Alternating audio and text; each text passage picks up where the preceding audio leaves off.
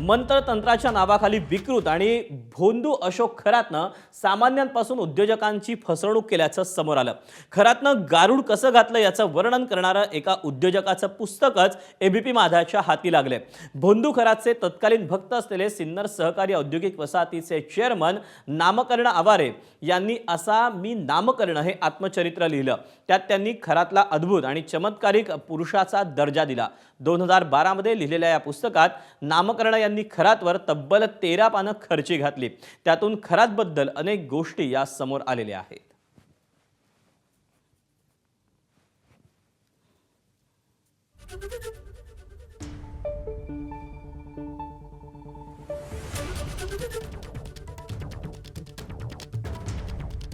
दरम्यान या पुस्तकामध्ये लिहिताना नामकर्ण आवारे खरातबद्दल काय म्हणतात ते आपण पाहूया।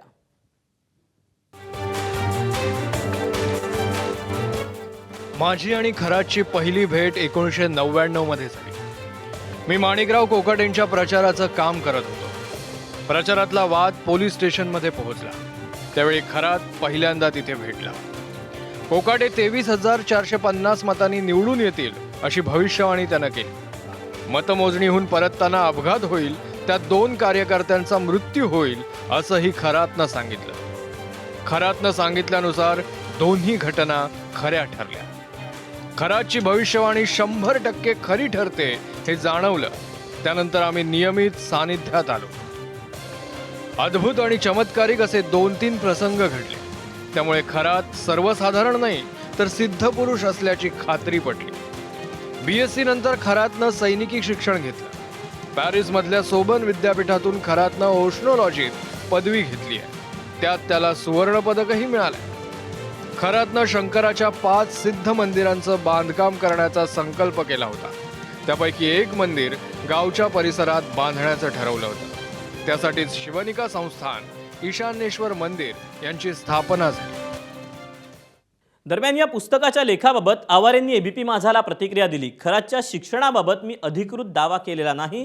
कोणीही त्यांचं शिक्षण सांगितल्यावर आपण डिग्री मागत नाही। त्याचप्रमाणे त्यानं जी माहिती दिली तीच मी पुस्तकात मांडली असं आवारेंनी म्हटलंय।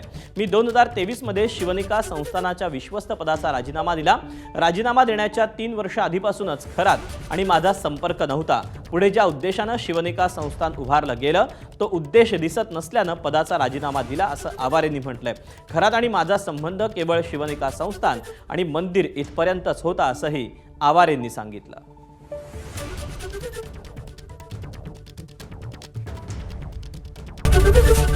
एबीपी माझा, उघडा डोळे बघा नीट।